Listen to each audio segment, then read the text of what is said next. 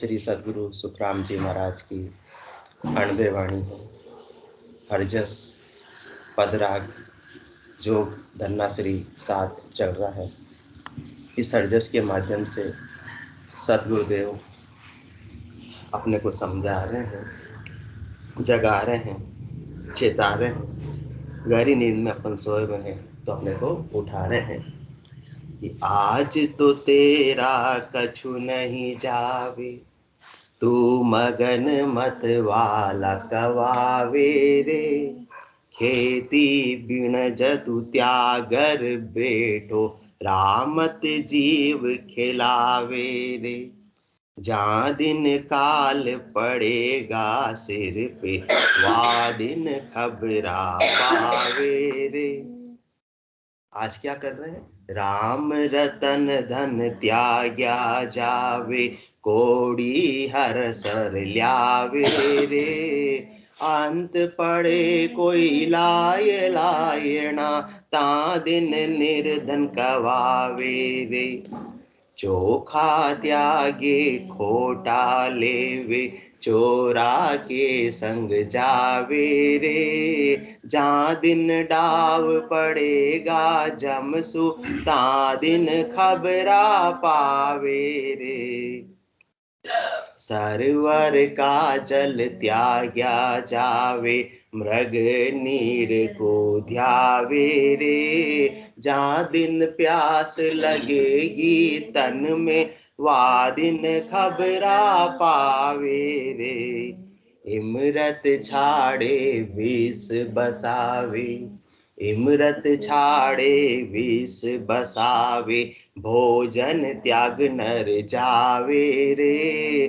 ता दिन भूख लगे नर तो को, वा दिन खबरा पावे रे।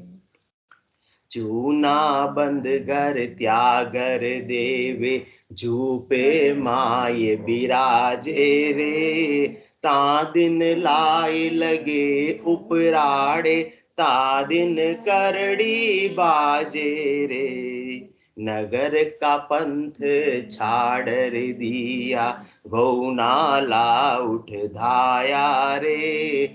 ऐसो जाय बिलाए बन में, वहाँ बहुत दुख पावे रे।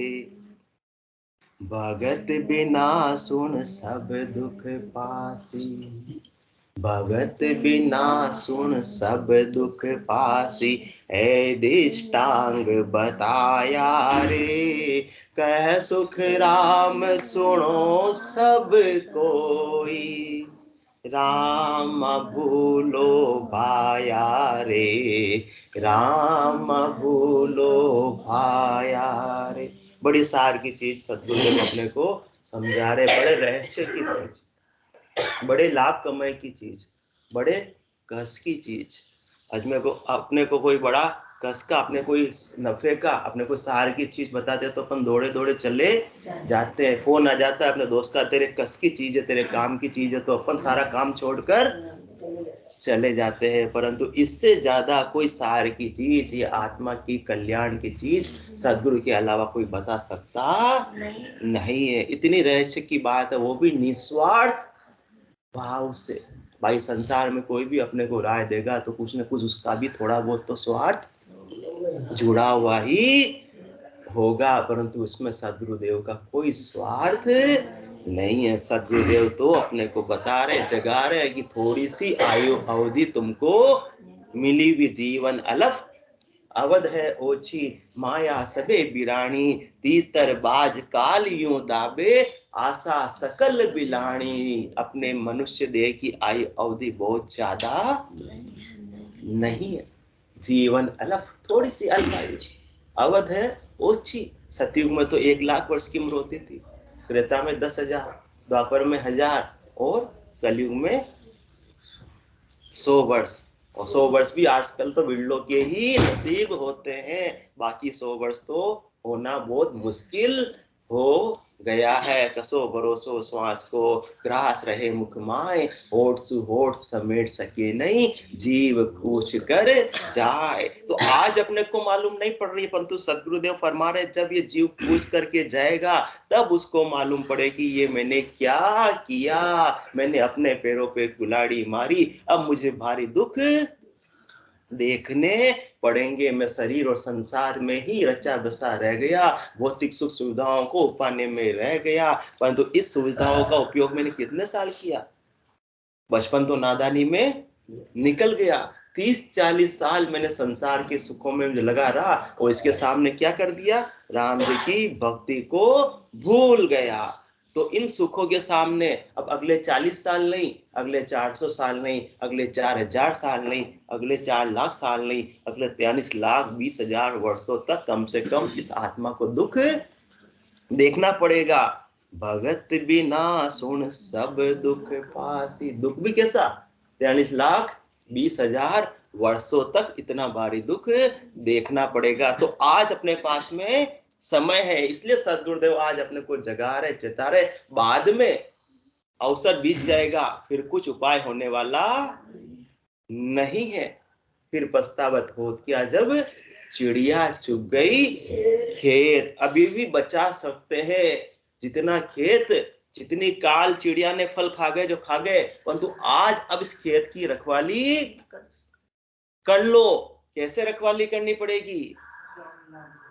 भजन बिना सब कर्म रे, उड़ उड़ लागे आए, जूसिस सोना खेत में, मरग डोर चर जाए, मरग डोर चर जाए, खेत सो जाय भलीजे, निस दिन नह चल वास हरस केला नित कीजे, भजन रुखाड़ो जे रहे, मरग डोर खेत नहीं जाए, भजन बिना सब कर्म रे, उड़ उड़ लागे आए।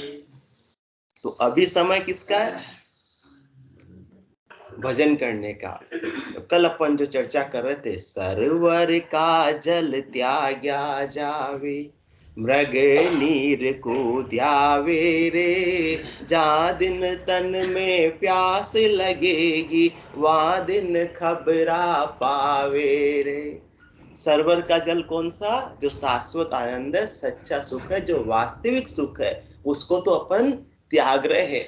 ऐसा राम नाम का जो वास्तविक आनंद आत्मा प्राप्त कर सकती है, वो तो अपन उसका उपाय नहीं कर रहे हैं। और उसके लिए अपने को ज्यादा पचाई करने की भी आवश्यकता नहीं है, इंद्रियों का दमन करने की भी आवश्यकता नहीं है। बस सदगुरु के ज्ञान को सिरोधारी कर लिया, घर बैठे ही श्वास और उश्वास में जेव्या और कागल्या से रकार और मकार का सुमरण करेंगे, तो वो ऐसा सरवर का जल इस आत्मा को प्राप्त हो जाएगा, जिससे आत्मा की जन्मों जन्मों की प्यास बुझ जाएगी। परंतु इस सरवर के जल को तो अपन क्या कर रहे हैं? त्याग रहे हैं। और मृग नीर को ध्यावे रे, झूठे सुखों के लिए दौड़ लगा रहे हैं, दौड़ लगा रहे हैं, दौड़ लगा रहे हैं। सुबह उठते ही क्या करते हैं?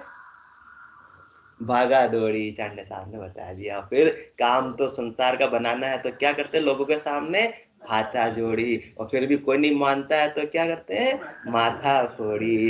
क्योंकि मृग नीर को ध्यावे रे, जबकि आनंद किसके पास है? अपने स्वयं के पास है, परंतु अपन ध्यावे, दौड़ लगा रहे हैं, दौड़ लगा रहे हैं। जिस प्रकार से हिरण दौड़ लगाता है पानी के लिए, परंतु पानी वास्तव में होता नहीं है, इसी प्रकार से सुख के लिए अपन दौड़ लगा रहे, दौड़ लगा रहे, दौड़ लगा रहे। जो चीज अस्तित्व में है ही नहीं, तो कभी भी मिलने वाली नहीं है। भले कितना ही दौड़ते रहो, दौड़ते रहो, एक दिन तो प्राणों को बिना सुख के ही त्यागना ही पड़ेगा। और संसार का कोई भी कार्य हो, थोड़ी सी भी संपत्ति, थोड़ी सी माया, थोड़ा सा भी सुख प्राप्त करना हो, तो कितनी मेहनत करनी पड़ती है, कितनी पचाई करनी पड़ती है। कोई 2 पैसे ऐसे ही कमाने देता नहीं है। मजदूर भी सुबह से शाम तक काम करता है, तब उसको 400-500 रुपए मिल पाते हैं। पूरे दिन भरी गर्मी के अंदर मेहनत करनी पड़ती है। और यहाँ सदगुरुदेव तो इतना सहज उपाय बता दिया कि आंख न मूंदो, कान न रूंदो, कनिक कष्ट नहीं धारो, खुले नहन पहचानो, हंस हंस सुंदर रूप निहारो। तो ऐसा सरवर का जल है, सहज उपलब्ध है। सरवर को अपने को बनाने की आवश्यकता नहीं है, ये तो बह रहा है, इसको तो बस अपने को पान करना है। सदगुरु का ज्ञान उपलब्ध है। राम नाम अपने परमात्मा ने अपने को सारी पूंजी, श्वासा रूपी पूंजी देकर भेजी है। इस श्वासों का सदुपयोग करना है, तो वो सरोवर का जल इस आत्मा को प्राप्त हो जाएगा। और ये तो त्याग रहे हैं, और क्या झूठे सुखों के लिए लग रहे हैं, जो कभी प्राप्त होने वाला नहीं है। तो ये समझदारी का काम हुआ है, नादानी का? नादानी का। तो इसमें सुख मिलेगा या अंतोगतवा दुख मिलेगा? दुख मिलेगा। तो ये काम करना है या नहीं करना है?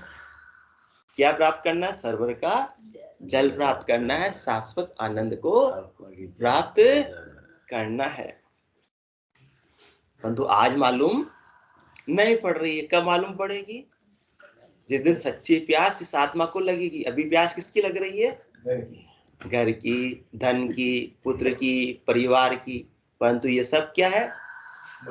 अपन सब इसके अंदर छले जा रहे हैं, ठगे जा रहे हैं।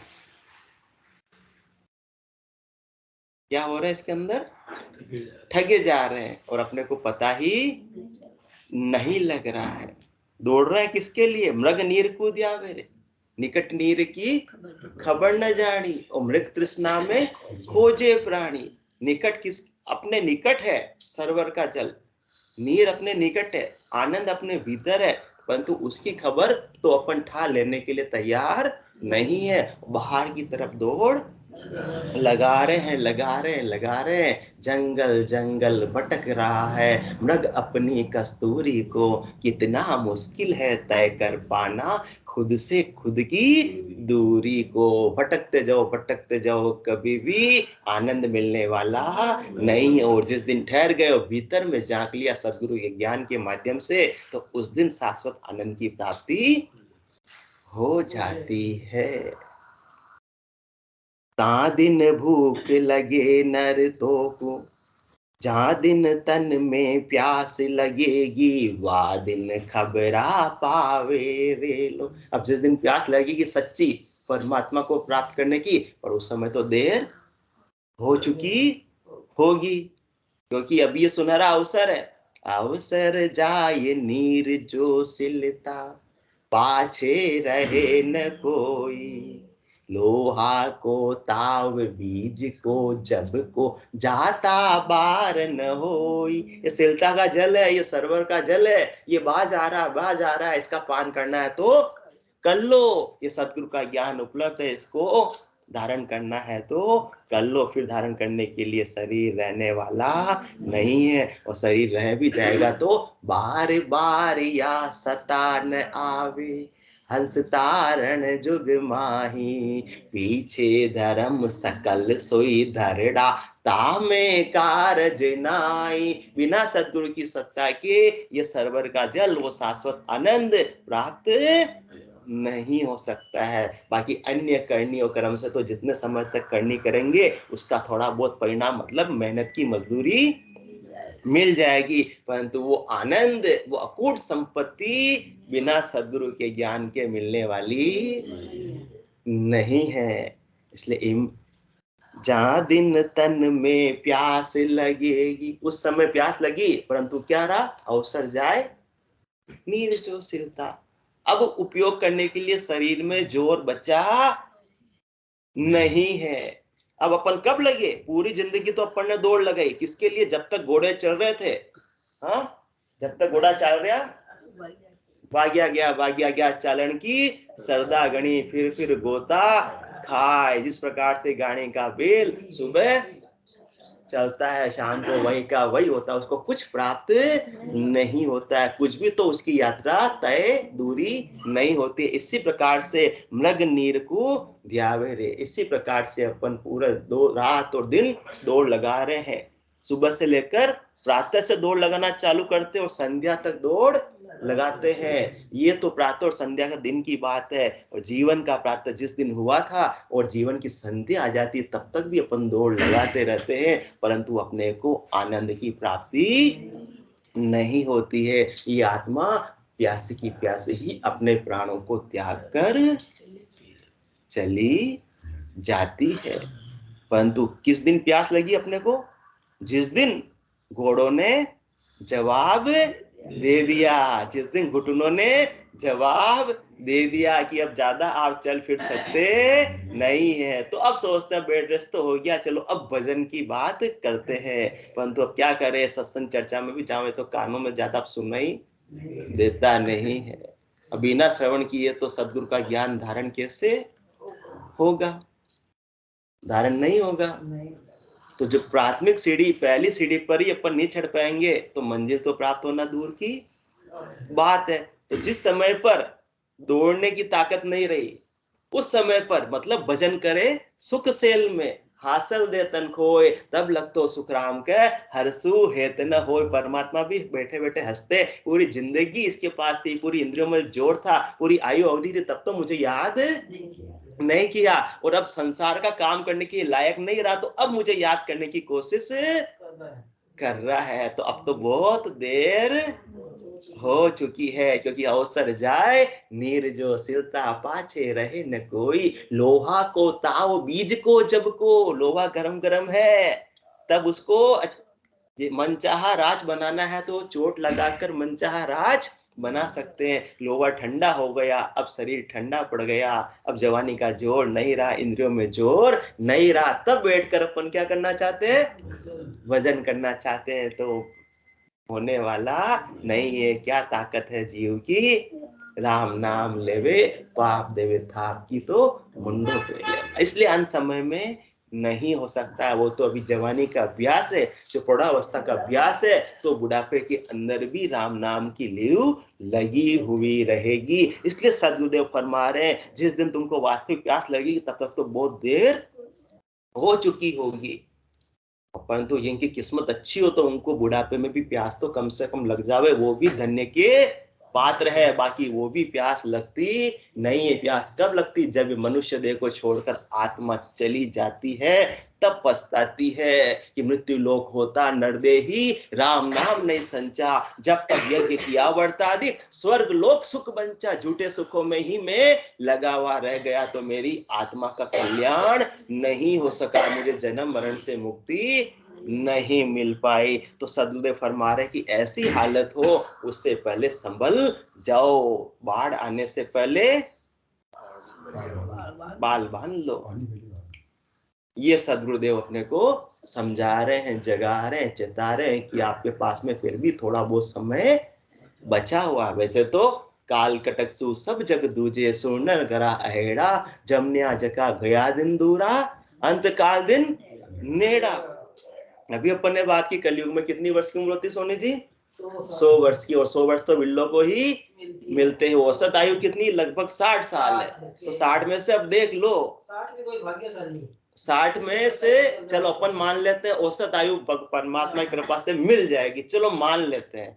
तो अब 60 में से देख लो, जमनिया जका गया दिन दूरा, अंत काल दिन नेड़ा। और जो 60 से ऊपर हो गए वो तो ग्रेस पीरियड उनको मिला हुआ परमात्मा की मेहर से, कृपा से, कि अब तो अपना कल्याण कर लो, अब तो मृग नीर के पीछे मत दौड़ लगाओ, आज से ही सारा काम छोड़कर। जो 60 वर्ष से ऊपर हो गए और तुमको क्या चाहिए? 60 वर्ष तक दौड़ लगा ली, अरे सरकार भी रिटायरमेंट दे देती है, ये तो परमात्मा की सरकार है, ये तो तुमको कह रही है कि भक्ति में लग जाओ, लग जाओ, लग जाओ, सारा काम छोड़ दो, पेंशन देने की जिम्मेदारी मेरी है। परमात्मा कह रहे तेरा कुछ भी भूखा मरने वाला तू नहीं है, तू क्यों इतनी दौड़ लगा रहा है? तो सरवर का जल त्याग्या जावे, मृग नीर कूद्यावे रे। तो अपन सब 60 के आसपास पहुंचने ही वाले हैं, पहुंचने ही वाले हैं। किसी के 10 साल बाकी है, किसी के 15 साल बाकी है, किसी के 2 साल बाकी है, किसी के 10 ऊपर हो गए, और जो 60 से ऊपर पहुंच गए वो तो बड़े भाग्यशाली है। कि परमात्मा ने देखो आज भी भक्ति करने के लिए उनको यहाँ रख रखा है, और वो भी स्वस्थ रख रखा है। उससे ज्यादा भाग्यशाली तो कोई और हो सकता नहीं है। फिर गलती किसकी है? अपनी है। सूझ मिली सदगुरु मिलिया, मिलिया भजन का भेव, शब्द पाए गाफिल रहे तो क्या करे गुरुदेव। जब तक समझ नहीं थी तब तक तो खूब दौड़ लगा ली, परंतु सदगुरुदेव ऐसा अपने को ज्ञान बख्शिश कर रहे हैं कि दौड़ लगाने की जरूरत ही नहीं है। ये सरिता का जल, ये सरोवर का जल तो तुम्हारे पास ही पड़ा हुआ है, कहीं बाहर जाने की तुमको आवश्यकता ही नहीं है। तो जहां दिन तन में प्यास लगेगी, वह दिन खबरा पावे रे लो। तो अपन क्या काम कर रहे हैं? कैसी बुद्धि अपनी हो रही है भ्रमित। इमरत छाड़े विष बसावे, भोजन त्याग नर जावे रे। ता दिन भूख लगे नर तो को, वा दिन खबरा पावे रे। इमरत अपने पास में है, कोई दे रहे हैं सदगुरुदेव, परंतु अपन उनको मना कर रहे हैं कि हम भाई तो हमको इमरत की आवश्यकता नहीं, अभी तो हमको क्या चाहिए? विष चाहिए। तो समझदारी का सौदा है या नादानी का है? सुखी होंगे या दुखी होंगे? जो इमरत मिल रहा है उसको छोड़ रहे हैं, नहीं अभी हमको जरूरत नहीं, क्योंकि पात्र तो अपने पास में एक ही है, या तो इमरत ले लो या विष ले लो। तो इमरत ले लेंगे समझदारी से तो सदा सदा के लिए अमर हो जाएंगे, और विष लेंगे तो मरना ही मरना पड़ेगा। यह संसार का उदाहरण हो गया। इसी प्रकार से सदगुरुदेव इस आत्मा को इमरत का पान करवा रहे, राम नाम का इमरत का पान करवा रहे, जिससे ये आत्मा सदा सदा के लिए अमर हो जाएगी, जन्म मरण से रहित हो जाएगी। परंतु विष को अपन अपना रहे, मतलब संसार के विषयों के लिए ही अपने को सारा दिनचर्या लगा रखी है। इमरत को प्राप्त करने के लिए समय नहीं है, क्योंकि अभी तो हमारे खेलने खाने के दिन है, अभी तो कमाई करने के दिन है। अभी हमारे बच्चे छोटे हैं, छोटे भी बड़े हो जाएंगे, देर लगती नहीं है। फिर अब उनकी क्या करनी है? शादी करनी है। अब शादी करनी है तो फिर पोते पोती को खिला लेवे, फिर तो बस भक्ति का ही काम करना है। तो आगे से आगे बहाने चलते रहेंगे, इमरत को हमेशा छोड़ते रहेंगे और विष को बसाते रहेंगे। तो एक बार सुखी होंगे या दुखी होंगे? फाइनली दुखी होना पड़ेगा। इमरत छाड़े विष बसावे, भोजन त्याग नर जावे रे। भोजन तैयार है, खाने का समय भी हो गया है, परंतु अभी दुकान पर क्या आ गया? ग्राहक आ गया। तो भाई आंटी जी कह के रह गए, खाली लगी हुई खा के जाओ। अरे थाली तो आके खा लूंगा, पहले ग्राहक को निपटा लूं, उसकी कमाई दूसरी जगह चला जाएगा तो लफड़ा हो जाएगा। और दुकान पे गया, उसने तो खूब माताफोड़ी की, कमाई को ऐसे ही करने देता है क्या? तो शाम तक उसने वही माताफोड़ी करते करते शाम पटक दी। अब भूख लगी तो खाना तो खत्म, अब नहीं है। तो ता दिन भूख लगे नर तो को, ये तो संसार का उदाहरण हुआ। इसी प्रकार से भोजन कौन सा? इस आत्मा का भोजन है निज नाम। निज नाम रूपी अन्न से ही इस आत्मा की भूख मिट सकती है। वो कौन उपलब्ध करा रहे? भोजन की थाली किसने तैयार की है?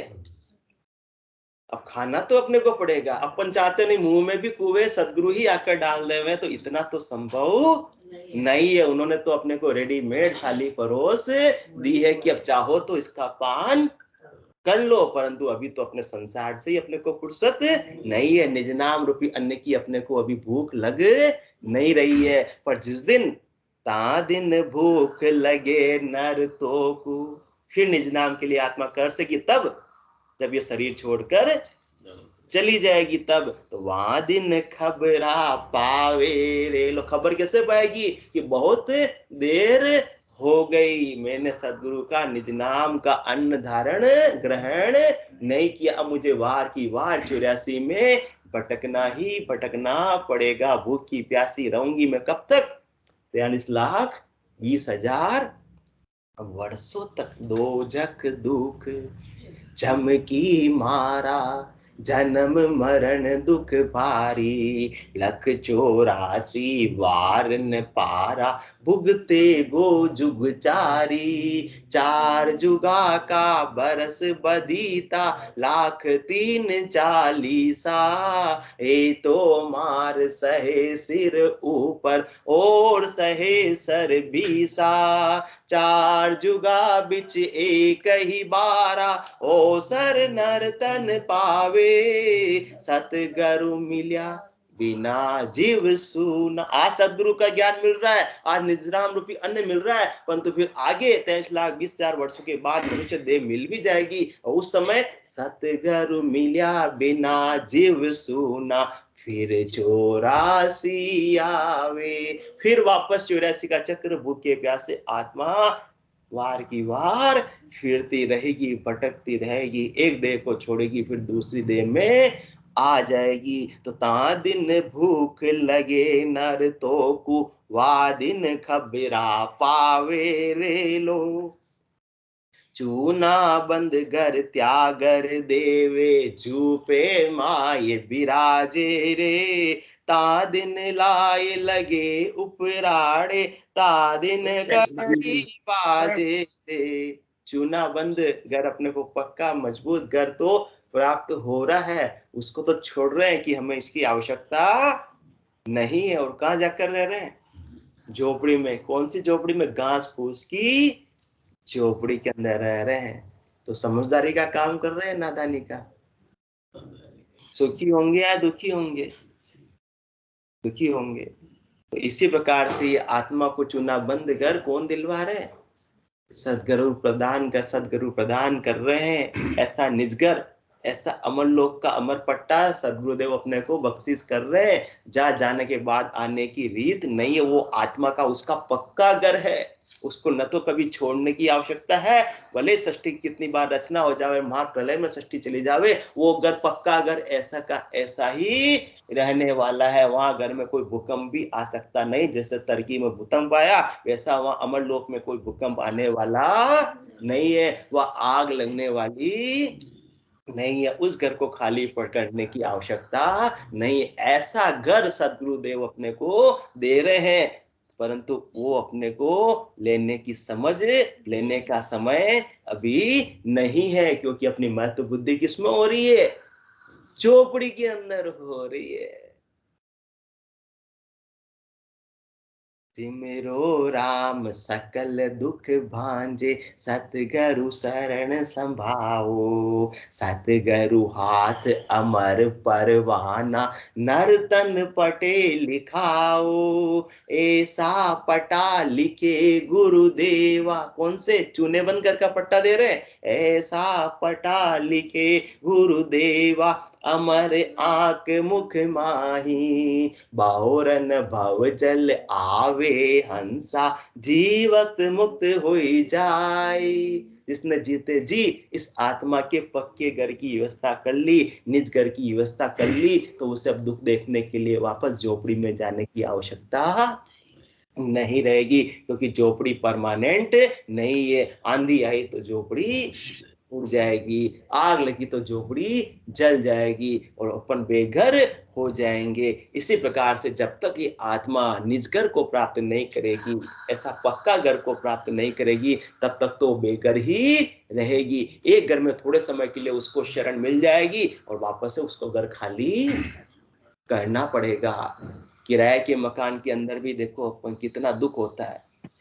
बाहर 11 महीने के अंदर खाली करना पड़ता, तो वो जानता है कि मैं आराम से चैन से इस मकान में रह सकता नहीं है। तो ये तो आत्मा के कितने ही मकान अब तक तो खाली कर चुकी है, अब और न जाने कितने खाली करने की आपकी इच्छा है। सदगुरुदेव अपने से पूछ रहे हैं, अब तो लो विश्राम, आज तक कितने नाटक खेले, नाम प्रभु का ले ले, नाम प्रभु का ले ले। तो ऐसा पक्का घर अपने को प्राप्त हो रहा है, और उसको छोड़कर क्या कर रहे हैं? झोपड़ी की व्यवस्था कर रहे हैं। मतलब जन्म मरण से मुक्ति का उपाय नहीं कर रहे हैं। तो अंतोगत्वा तो दुख ही देखना पड़ेगा।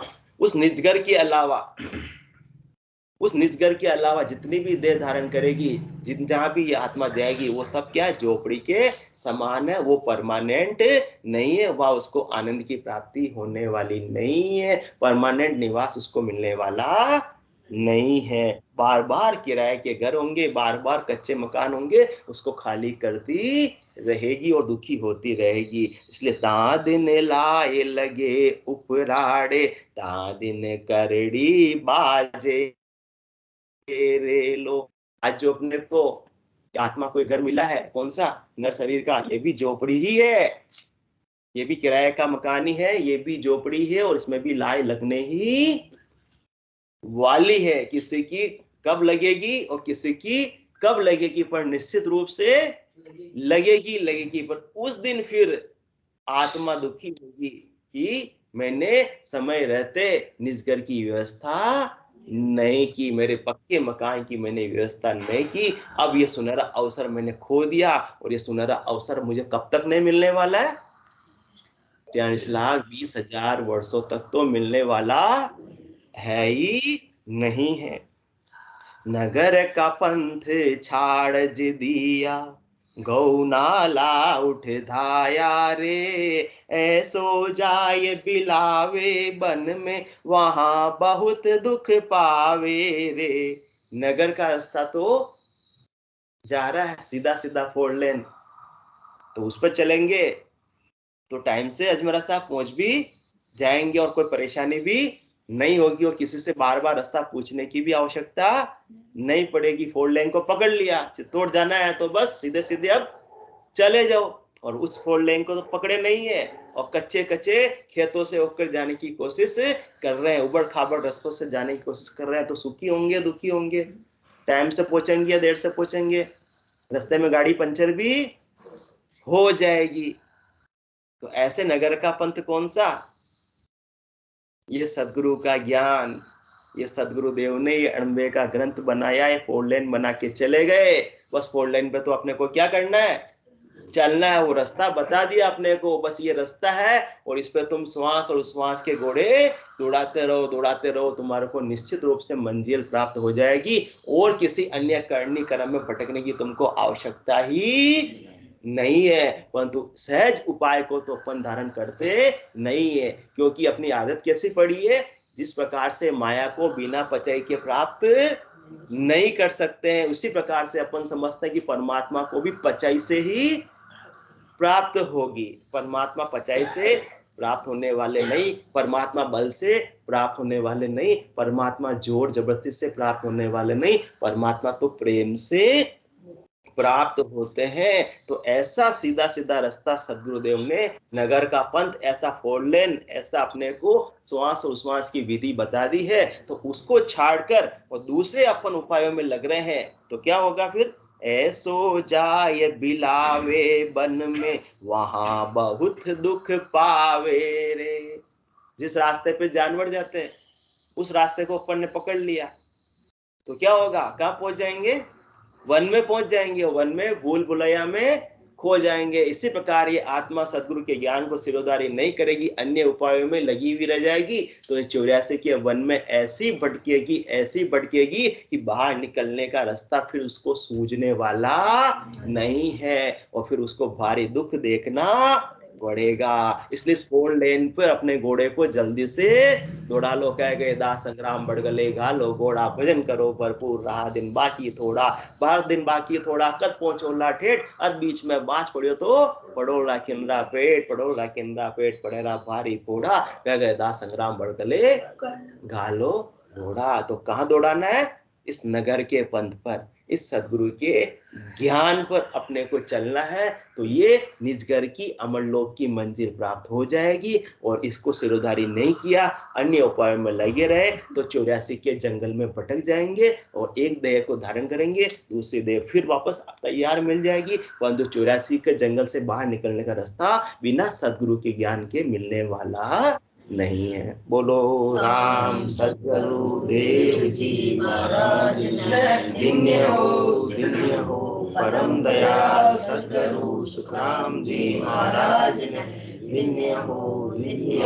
अनंत श्री सद्गुरु सुखराम जी महाराज के ज्ञान सद्गुरु भगवान ने धन्य हो। केवली भगवंता ने धन्य हो। जीवातारण जहाज ने धन्य हो। मोक्ष के मालिका ने धन्य हो। अनंत कोटि संतान ने धन्य हो। राम सवाने राम राम।